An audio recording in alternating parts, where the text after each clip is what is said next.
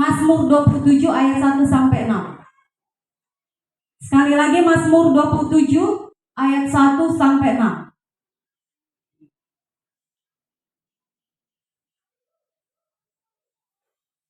Sudah dapat jemaat Tuhan? Kita bergantian. Saya ayat yang pertama dan dilanjutkan oleh jemaat Tuhan. Mazmur 27 ayat 1 sampai 6. Aman dalam perlindungan Allah dari Daud. Tuhan adalah terangku dan keselamatanku. Kepada siapakah aku harus takut?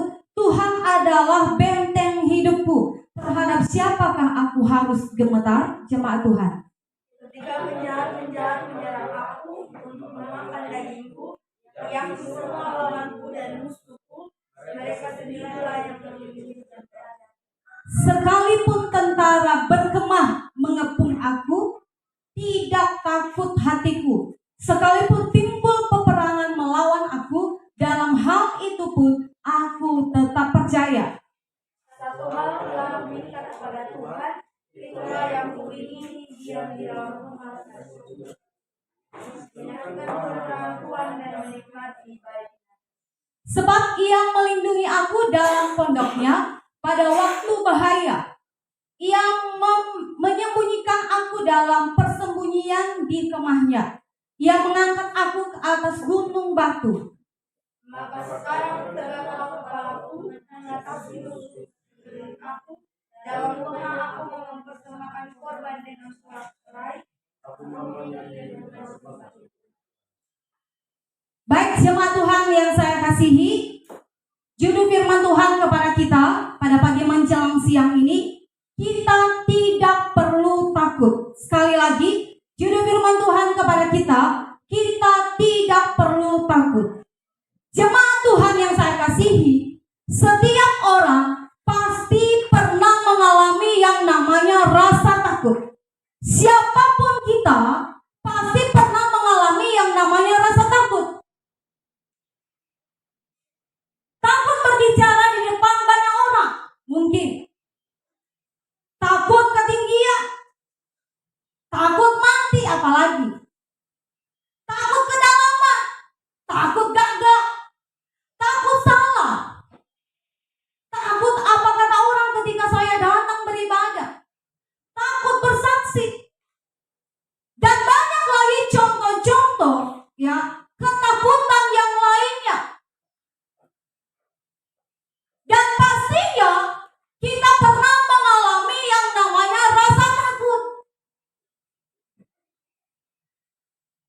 Karena memang kekasih Tuhan, ketakutan merupakan salah satu dari sifat alami manusia. Sejak manusia jatuh ke dalam dosa. Ketika Adam dan Hawa jatuh ke dalam dosa, mereka mulai takut. Bertemu dengan Tuhan, mereka mulai takut. Sebelumnya tidak ada ketakutan yang menguasai hidup mereka. Tapi akibat karena jatuh ke dalam dosa, maka ketakutan itu menjadi sifat alami manusia.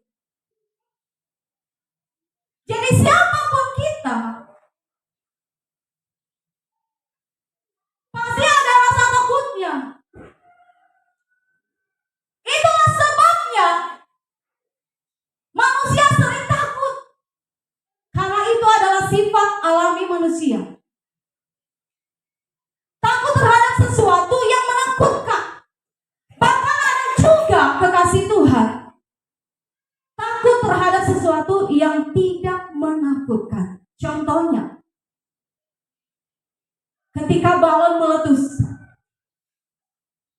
Bisa-bisanya ada orang yang takut ketika dihembus balon. Dan takut dia memainkan balon tersebut. Kenapa nanti meletus balonnya? Dia sudah sia-siaga. Itu adalah ketakutan ya, yang sebenarnya tidak perlu ditakuti. Dan contoh takut terhadap sesuatu yang menakutkan, contohnya ledakan bom. Siapapun kita, kalau dikatakan di situ ada bom, sebentar lagi, beberapa menit kemudian akan meledak, maka kita masing-masing berlindung, melarikan diri atau bagaimana? Kalau kita dengar saja tsunami sudah mulai datang, kita sudah was-was. Kadang orang tidak ingat lagi berdoa. Dia sudah gegabah karena rasa takutnya. Jangankan itu. Kalau kita masak di dapur, tiba-tiba ada percikan api, kita sudah panik setengah mati. Apa yang harus kita buat? Memang itu adalah sifat alami manusia yang memang mungkin melukai kita.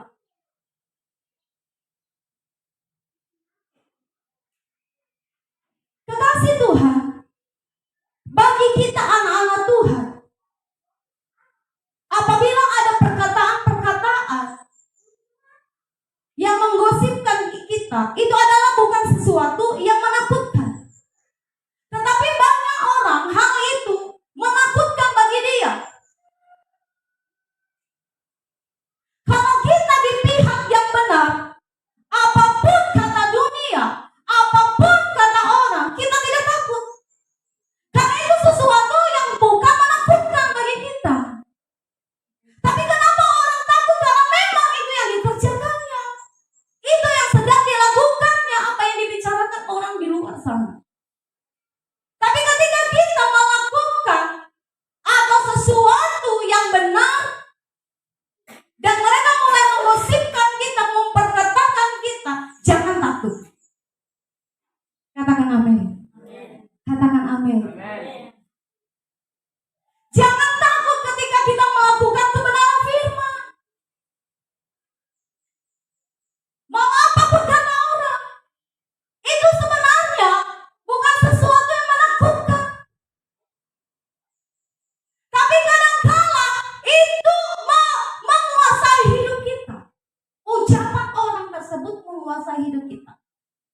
Dan itu menggerogoti iman kita. Sehingga iman kita lemah.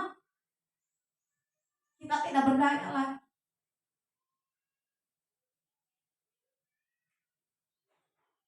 Kekasih Tuhan, memang ketakutan adalah sifat alami manusia.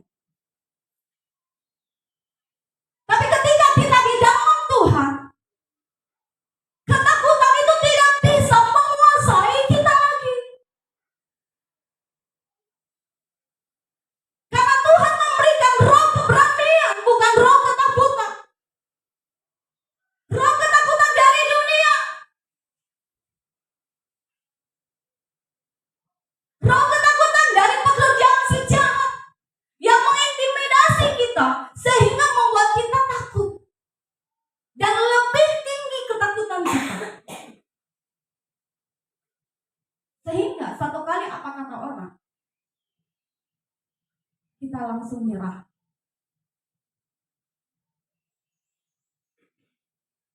Kita langsung berhenti. Ada banyak anak-anak Tuhan ketika ditekan, ketika digosipkan di luar sana tentang dia beribadah kepada Tuhan, tentang dia melakukan kebenaran firman, mulai mereka mengundurkan diri. Mereka mulai membunyikan hal-hal apa yang sedang mereka terima daripada Tuhan. Mereka tidak berani. Roh ketakutan itu sedang menguasai hidup mereka. Sehingga mereka tidak melakukan apa yang sudah mereka dengar. Jemaat Tuhan, memang sudah seharusnya orang-orang yang melakukan kehendak Tuhan akan mengalami yang namanya oposisi, perlawanan, ancaman, bahkan aniaya dari orang-orang yang tidak melakukan kehendak Tuhan, yang tidak mendukung pertumbuhan iman kita, yang tidak mendukung pertumbuhan rohani kita, yang tidak mendukung pertumbuhan kekudusan dan keintiman dengan Tuhan. Pasti ada perlawanan, ada ancaman, ada perkataan-perkataan yang melemahkan iman kita. Itu adalah pekerjaan-pekerjaan orang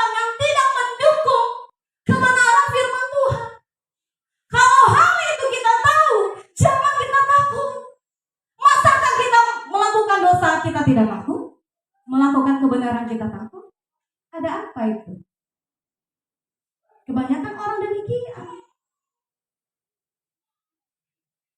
Kalau dia melakukan kejahatan dia tidak takut, tapi melakukan firman Tuhan dia takut. Padahal yang kekasih Tuhan ini yang lebih menakutkan ketika kita tidak melakukan apa yang sesuai dengan kehendak Tuhan. Kalau kita tidak melakukan apa kata dunia, mungkin mereka menganiaya kita. Fisik kita mungkin terluka. Tapi itu bukan sesuatu ancaman bagi kita. Ancaman bagi kita kalau kita ditolak di kerajaan surga.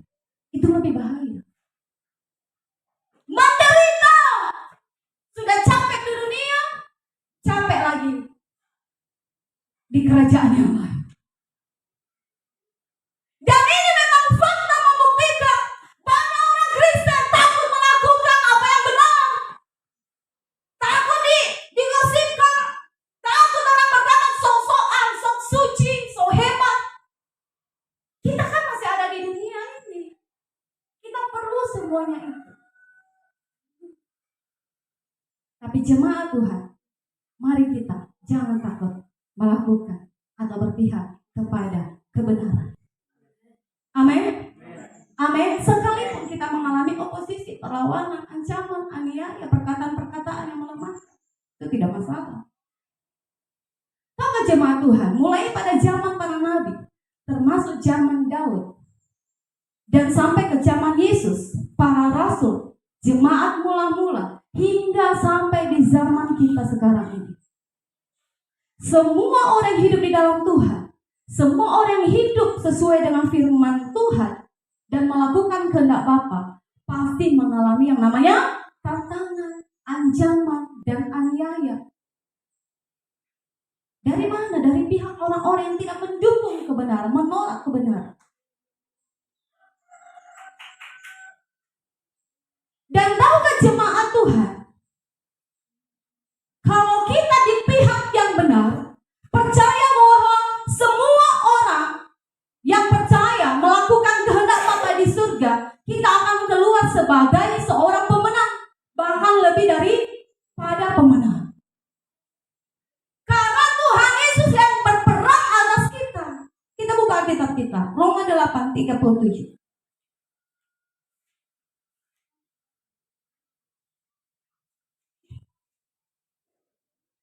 Roma 8:37.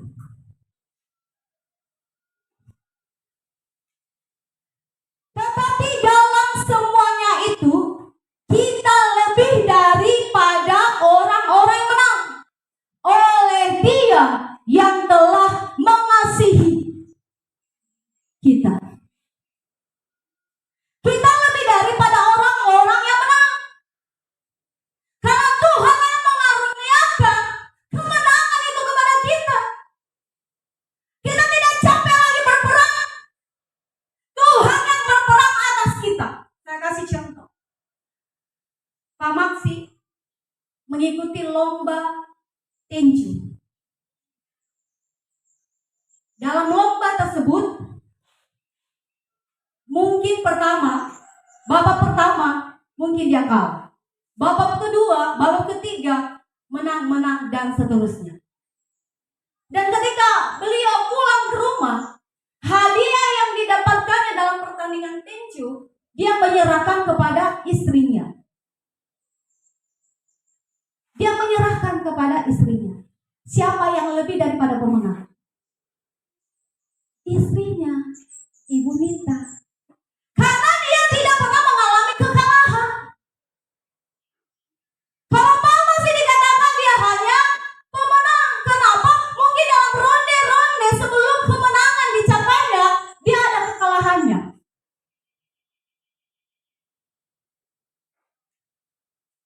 Sampai di sini apakah saudara memahami?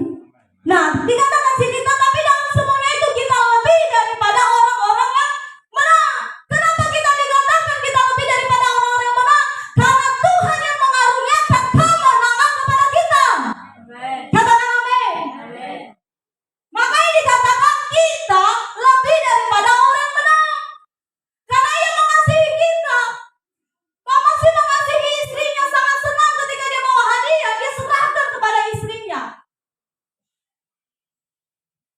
dapat hadiah, Pak Maksi tidak kasih kepada tetangga. Betul atau tidak? Karena ada yang dikasihinya lebih daripada tetangga itu. Jadi karena Allah mengasihi kita, Dia mengaruniakan kepada kita kemenangan. Untuk itu jemaat Tuhan, ketika kita di pihak yang benar, jangan kita takut. Jangan kita takut ancaman, bahaya, aniaya. Apalagi perkataan-perkataan orang-orang yang tidak perlu kita tanamkan di hati kita, di pikiran kita. Paling-paling dia omongin kita di luar 1 bulan. Itu paling lama. Kalau tidak yang komentar, dia akan capek sendiri. Dia akan diam sendiri. Untuk itu jemaat Tuhan, kita tidak perlu takut. Katakan amin. Katakan amin. Nah, kita kembali di Alkitab kita yang Mazmur 27 ayat 1 sampai 6.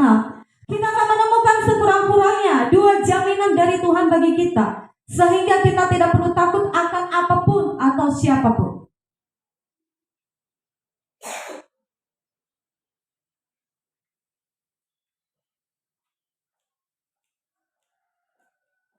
Yang pertama,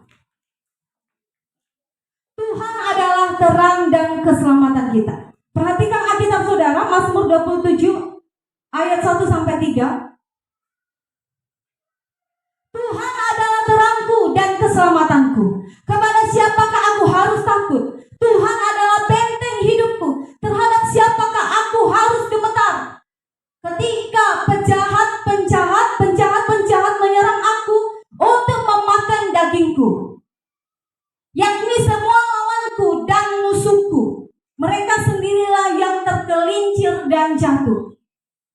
Sekalipun tentara berkemah mengepung aku, tidak takut hatiku. Sekalipun timbul peperangan melawan aku, dalam hal itu pun aku tetap percaya. Daud melukiskan atau menggambarkan Tuhan sebagai terang dan keselamatannya. Makanya Daud tidak pernah takut dengan apapun dan siapapun. Contohnya bagi kita, ketika Daud menghadapi beruang dan singa, bisa saja itu melukai dia. Bisa saja hal itu membunuhnya. Apalagi ketika dia menghadapi Goliat, yang notabene seorang raksasa, prajurit Filistin, yang terlatih, yang gagah. Dan itu ditakuti oleh barisan tentara Israel termasuk Saul. Tapi kenapa Daud mampu menghadapi hal itu? Karena ia percaya bahwa Tuhan di pihaknya sebagai terang, sebagai keselamatan dan benteng hidupnya. Dia percaya Tuhan adalah terang, Tuhan adalah cahaya yang menerangi di dalam kegelapan, dalam ketakutannya, yang memberikan kedamaian, ketentraman kepadanya, yang memberikan keamanan kepadanya.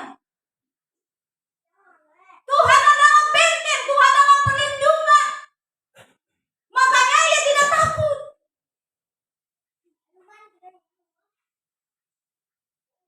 Ketika ada musuh menyerang, Tuhan benteng kita.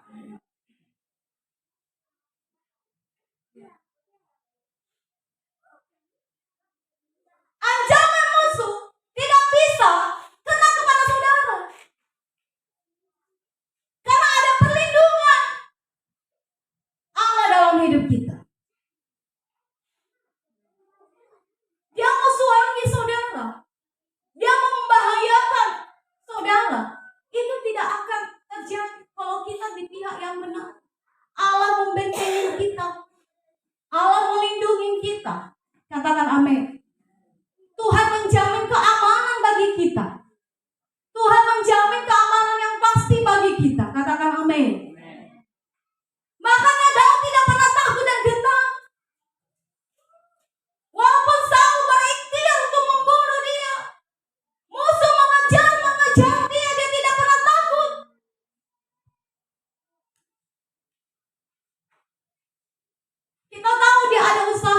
menghindar, tetapi bukan berarti dia takut.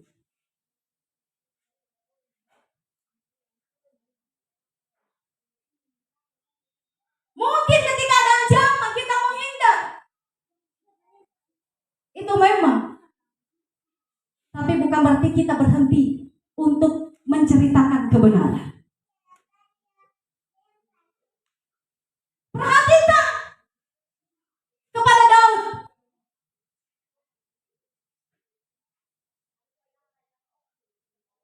Saul mengejar-ngejar dia.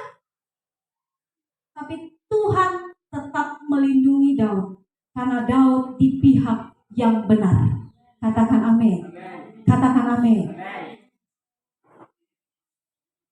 Jemaat Tuhan yang saya kasihi, kita membutuhkan terang dan keselamatan di tengah-tengah dunia yang gelap ini.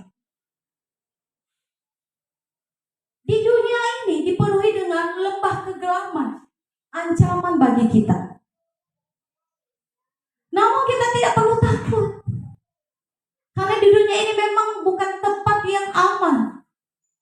Makanya kalau saudara naik pesawat, naik kapal, di mall, di hotel-hotel, pasti ada pintu-pintu darurat. Dan pasti akan diberitahukan, ya ini pintu darurat, dari kiri, dari kanan kah, dari belakang kah. Bahkan ada jalan evakuasi. Itu karena memang tidak aman. Selalu ada bahaya. Di dunia selalu ada ancaman.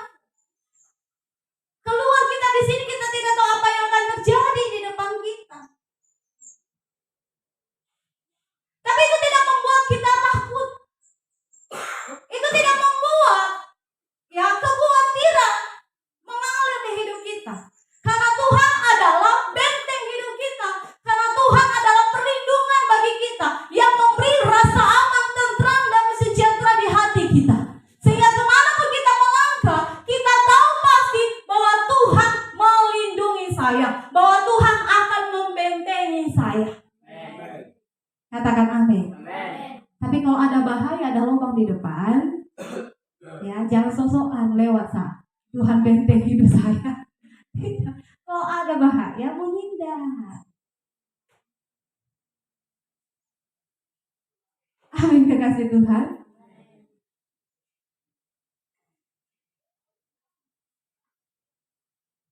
Waktu saya SD, saya setiap hari Sabtu itu ikut-ikut orang tua di sawah untuk usir burung. Saya pilih itu hari Sabtu, karena hari Sabtu itu ada pasar, ada pekan kalau di sana. Jadi dekat dengan persawahan kita, persawahan kami.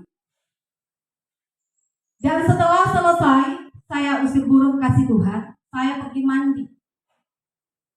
Ada kali di situ. Ada beberapa teman. Tapi yang lainnya karena jago berenang, mereka ada kedalamannya. Saya di pinggir-pinggir. Tidak tahu hal kekasih Tuhan. Tergelincir kaki saya. Batu licin mungkin. Sehingga saya masuk agak ke dalam air. Dan saya sudah minum itu air. Saya sudah mulai takut setengah mati. Saya teriak, tidak ada yang menolong. Untung aja di sebelah saya itu ada kayu di situ. Saya ambil, saya tongkat-tongkat naik di pinggir. Dan sejak itu saya tidak pernah mandi lagi. Makanya saya tidak tahu berenang. Rasa takut saya menguasai hidup saya. Tidak apa-apa, saya menghindar dari situ. Kejadian itu saya tidak pernah cerita sampai sekarang. Sampai saya sudah punya anak. Baru saudara yang tahu. Saya tidak cerita kepada teman-teman ajak. Saya tidak mau. Saya sudah mandi di rumah. Karena ketakutan sudah menguasai saya. Saya harus menghindar. Tidak apa-apa, itu wajar kita menghindar. Amin. Boleh kita menghindar. Kalau kita tahu sudah ada bahaya, menghindarlah. Masuknya di sini tidak boleh menghindar melakukan kebenaran. Tidak boleh menghindar apapun kata orang, tetap kerja. kerjakan apa yang disampaikan firman Tuhan. Tapi kalau ada bahaya di depan saudara, menghindarlah saudara. Katakan amin. Jangan kita sosokan. Tuhan benteng hidup kita, kata Ibu Pendeta. Ada api di situ masuk sah. Kita yang menerima akibatnya. Jadi kekasih Tuhan, yang kita percayai bahwa Tuhan adalah perlindungan kita, dan tongkat dan gadanya adalah kekuatan bagi kita, yang menghibur kita. Kita buka kitab kita, Mazmur 23 ayat 4.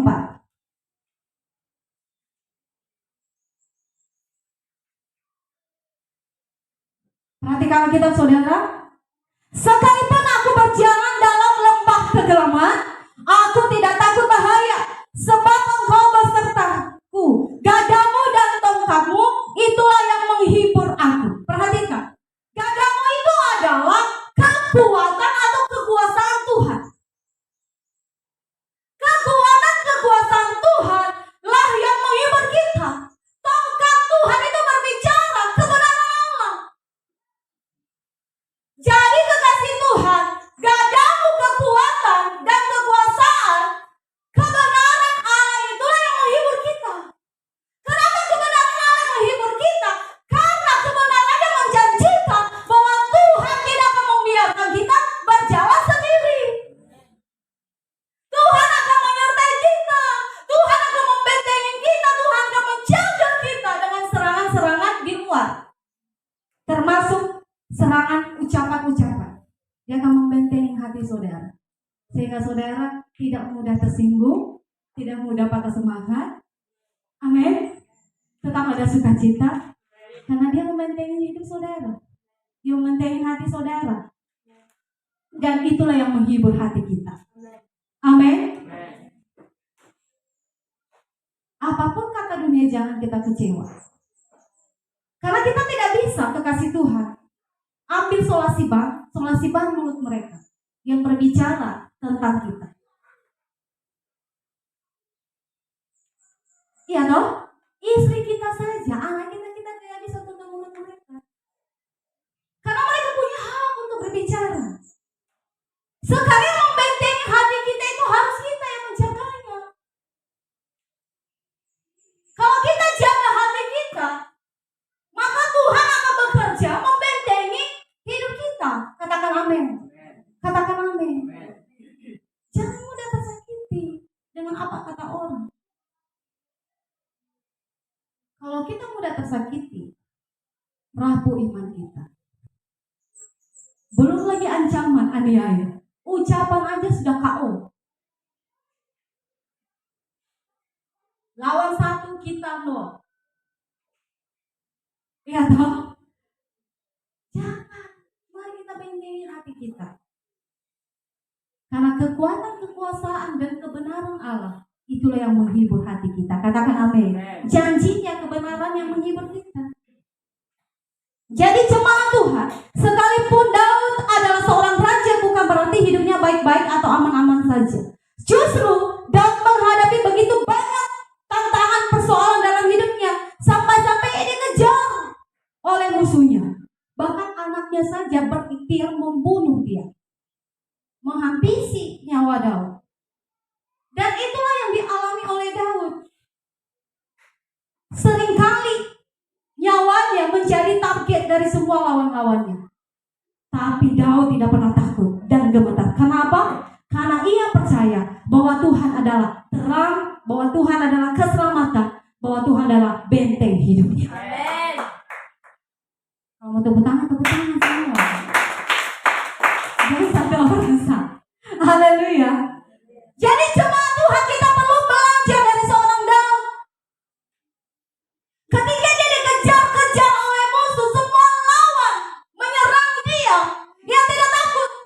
Sebab dia percaya bahwa musuh-musuhnya akan tergelincir dan jatuh karena Tuhan bersamanya. Perhatikan ayat yang sudah kita baca tadi. Ketika penjahat-penjahat menyerang aku untuk memakan dagingku, dalam terjemahan lain untuk memakan dagingku, untuk membunuh aku, yakni semua lawanku dan musuhku, mereka sendirilah yang akan tergelincir, mereka sendiri yang akan kalah, mereka sendiri yang akan jatuh.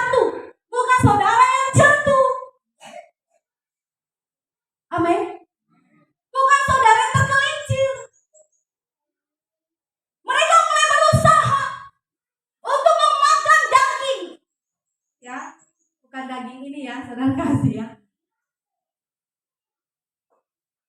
Memakan daging Daud, artinya mau membunuh Daud.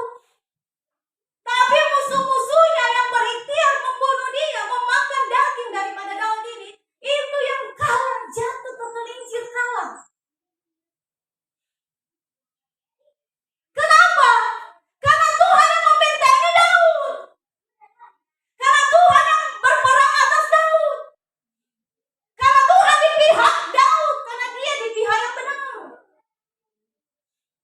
Dengar baik jemaat Tuhan. Sekalipun ada yang berikhtiar untuk melakukan jahat kepada kita, dia yang tergelincir, dia yang kalah, dia yang jatuh. Sekalipun ada omongan-omongan yang menghambat saudara kepada Tuhan, dia pasti yang kalah. Karena saudara di pihak yang benar. Kalau kita di pihak yang benar dan kita kalah, bohong Alkitabnya. Jadi jangan mau kalah, bukan berarti ya kita tinggi hati. Ya, maksud saya itu jangan kita kalah mengikuti ucapan-ucapan yang tidak sesuai dengan apa kata firman yang melemahkan iman saudara. Termasuk pikiran kita yang berkata engkau tidak akan sembuh lagi. Engkau tidak mampu lagi menghadapi masalahmu. Engkau tidak bisa keluar dari masalahmu. Dengar baik. Biarlah masalah kita yang jatuh, kalah, tergelincir di depan saudara. Bukan saudara yang jatuh. Bukan saudara yang diobok-obok. Bukan iman saudara diombang-ambingkan. Tidak demikian. Perhatikan kekasih Tuhan. Ketika penjahat-penjahat menyerang aku untuk memakan dagingku, yakni semua lawanku dan musuhku, mereka sendirilah yang akan tergelincir dan jatuh. Tetapi kadang-kadang kita yang jatuh, kenapa? Kenapa hal demikian? Itu karena sikap hati kita tidak benar ikut Tuhan. Kenapa kita yang terjatuh dan tergelincir? Kenapa kita yang kalah, iman kita yang kalah? Karena kita tidak memiliki pergaulan yang intim dengan Tuhan. Minggu yang lalu firman Tuhan sudah disampaikan kepada kita bahwa Allah beserta Immanuel, dia Allah beserta kita. Artinya dia bersama-sama dengan kita. Kalau Allah bersama-sama dengan kita, siapakah lawan kita?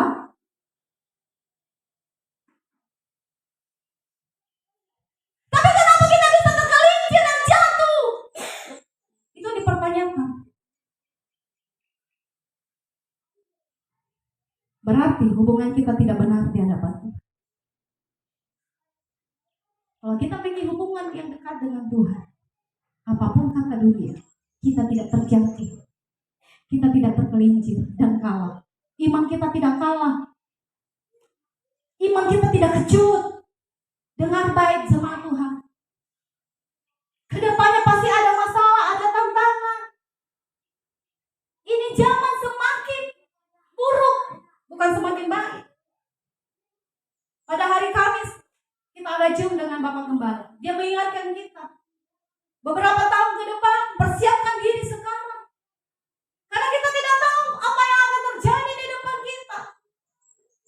Makanya sampai sekarang kita harus menguatkan otot-otot rohani kita, agar bukan kita yang tergelincir, bukan kita yang terjatuh, kalah, tetapi musuh-musuh kita yang akan jatuh di depan kita. Katakan amin. Kenapa? Karena iman saudara sudah kuat. Karena saudara punya hubungan yang kuat dengan Tuhan.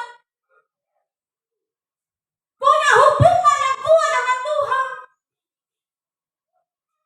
Itu yang memberikan kekuatan bagi kita.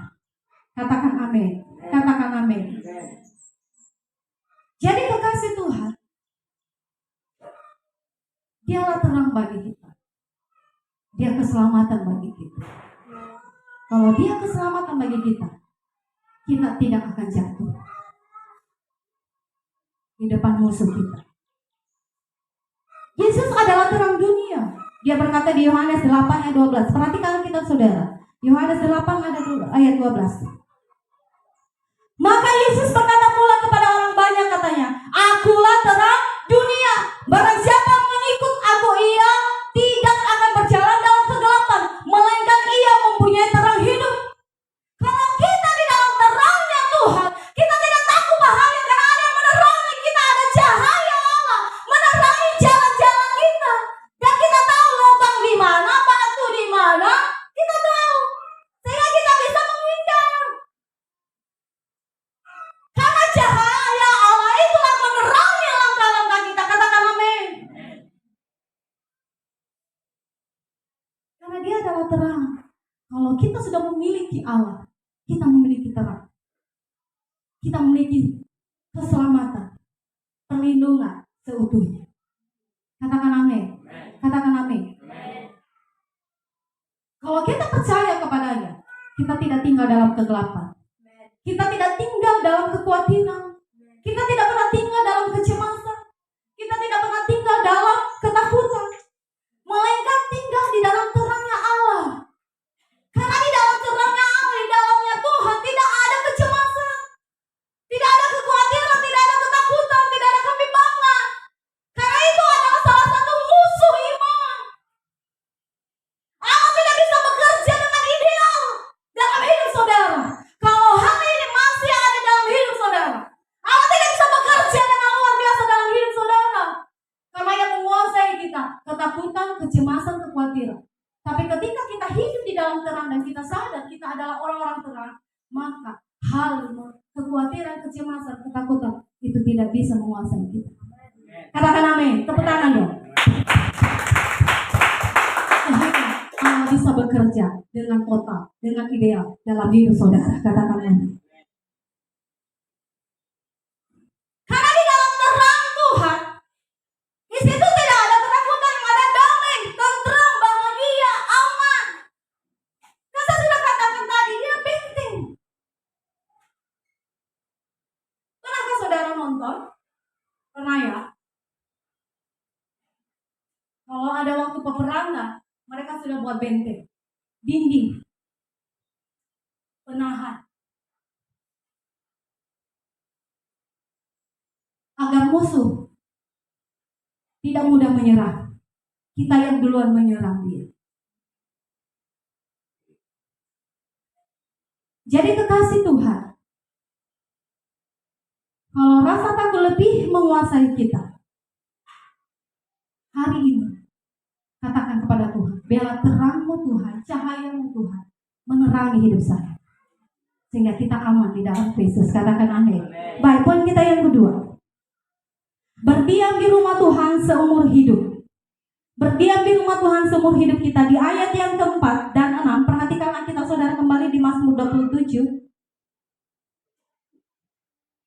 Satu hal telah ku minta kepada Tuhan, itulah yang kuingini, diam di rumah Tuhan seumur hidupku, menyaksikan kemurahan Tuhan dan menikmati baiknya.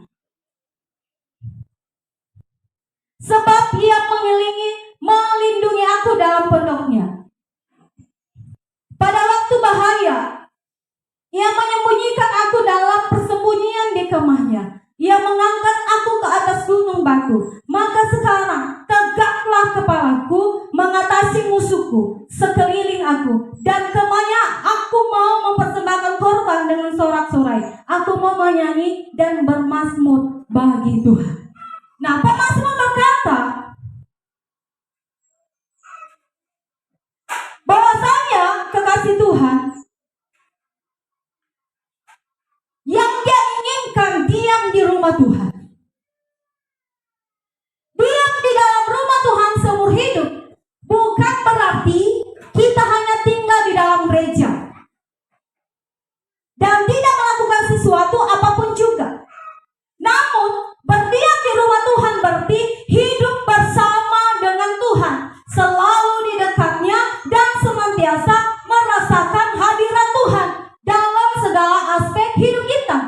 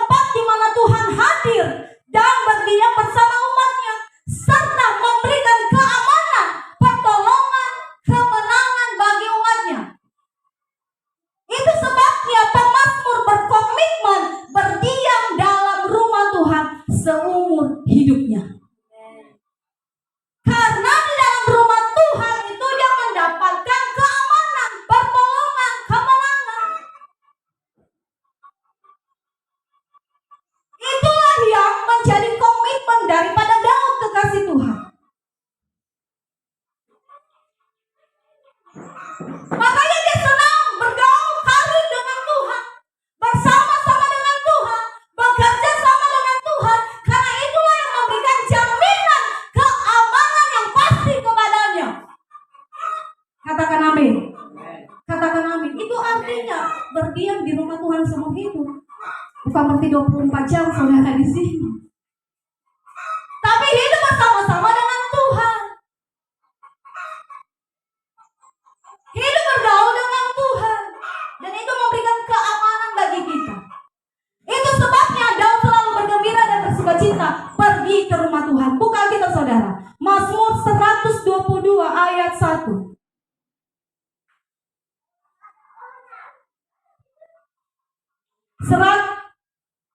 Mazmur 122 ayat 1. Sama-sama kita jemaat Tuhan membacanya dengan suara yang keras.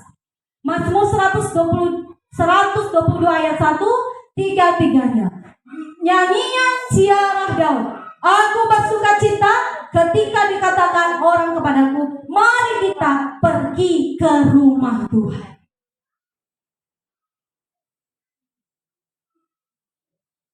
Aku bersukacita, itu kata pemazmur, ketika dikatakan orang kepadaku, mari kita pergi ke rumah Tuhan. Pergi ke rumah Tuhan berarti Daud memiliki relasi yang baik dengan Tuhan, sehingga dia selalu merindukan jamaah persekutuan yang intim dengan Tuhan. Itu bukan sesuatu paksaan, rutinitas dan lain sebagainya. Tapi itu merupakan kerinduannya, sukacita dalam hidup. Katakan amin. Ketika kita diajak untuk datang di hadirat Tuhan, di setiap ibadah-ibadah kita, apakah itu merupakan sukacita kita? Apakah itu sebuah tekanan bagi kita? Kadang orang disuruh untuk berdoa saja, itu merupakan tekanan baginya. Disuruh di rumah Tuhan, kenapa setiap minggu hanya berapa hari saja yang tersisa? Yang kosong hanya hari Jumat, yang lainnya full. Itu adalah sukacita kita. Kita bisa tetap tinggal di hadirat Allah setiap harinya. Belum lagi jam-jam doa saudara, tambah lagi ibadah kita.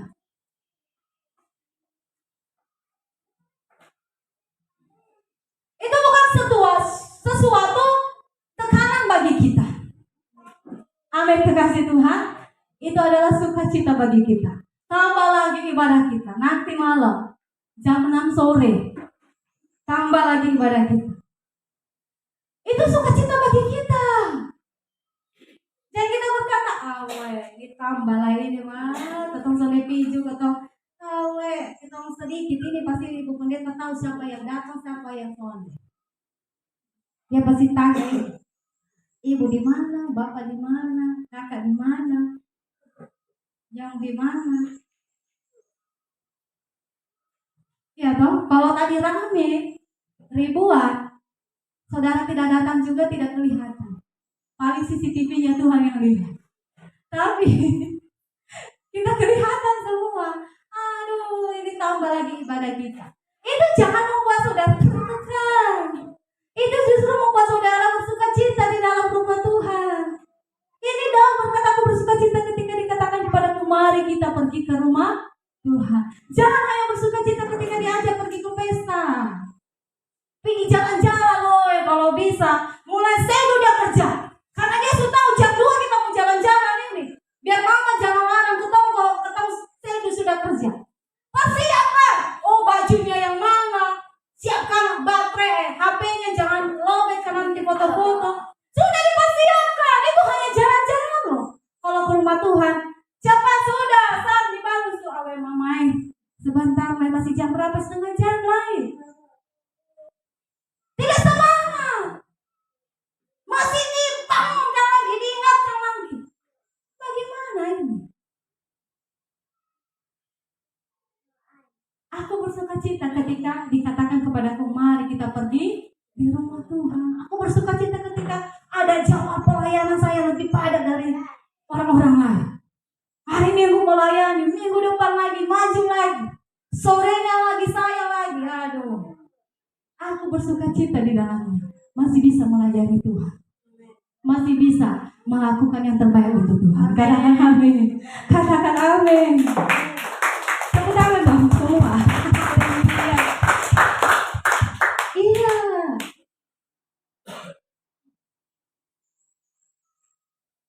Jadi kekasih Tuhan itu merupakan kesukaan bagi kita. Katakan amin. Katakan amin.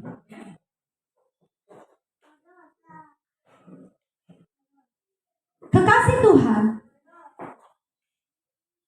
kalau kita pelajari kehidupan Daud, apa yang dilakukan Daud sangat berbeda dengan raja-raja yang lain. Ketika kerajaannya diserang, mereka pasti mengatur strategi dan mengarahkan pasukan kerajaannya untuk menghadapi dan menghalau musuh tersebut. Sedangkan Daud, apa yang dilakukannya? Memilih berdiam di rumah Tuhan, memilih bersekutu dengan Tuhan, karena dia tahu yang memberikan keamanan yang pasti hanyalah Tuhan, hanya pertolongan Tuhan, penyertaan Tuhan, maka dia sanggup menghadapi musuh-musuhnya. Perhatikan, Daud menyebut rumah Tuhan seperti pondok. Perhatikan ya. Di ayat kelima, sebab Ia melindungi aku dalam pondoknya. Kalau kita di dalam sebuah pondok, di dalam sebuah rumah, katakan ayah, gubuk, dalam sebuah gubuk, dan itu sudah, gubuk kita itu sudah bagus pintunya, jendelanya, tidak mudah maling masuk. Kecuali kalau kita ketiduran dan lupa tutup pintu, maling bisa masuk. Jadi Daud mengibaratkan perlindungan itu sebagai pondok, sebagai gubuk, sebagai rumah istilahnya. Itulah perlindungan Tuhan. Jadi Tuhan menaungi kita. Seperti kita di rumah ini, di gereja, maksud saya di gereja, kita kan dalam perlindungan ini. Karena kita di dalam gedung, benar ya? Diibaratkan Daud demikian.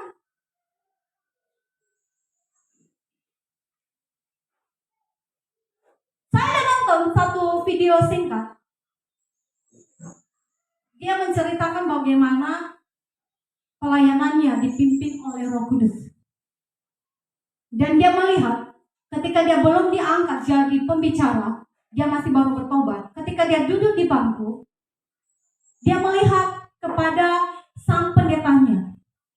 Dan ketika pendetanya berkhotbah, dikelilingi malaikat Tuhan. Dan dia mengarahkan pandangannya ke beberapa jemaat. Dan dia melihat satu-satu jemaat ada yang dilindungi. Ada juga yang ada warna hitam di bagian pundaknya. Dia bertanya kepada Tuhan, kenapa hal demikian? Tidak semua warna putih. Tuhan berkata kepadanya, engkau mampu membebaskan dia. Dia datang, dia penuh keluh kesah. Dia datang, dia perlu dibebaskan. Tidak semua orang yang datang beribadah, kekasih Tuhan, dia sudah bebas. Dia perlu dibebaskan. Jadi kekasih Tuhan, perlindungan Tuhan itu ada karena kita tidak melihat secara fisik. Kalau ada yang bernubuat, ada karunia, pengetahuan, membedakan roh, dia bisa tahu itu. Bahwa ada perlindungan kepada saudaranya atau kepada dia.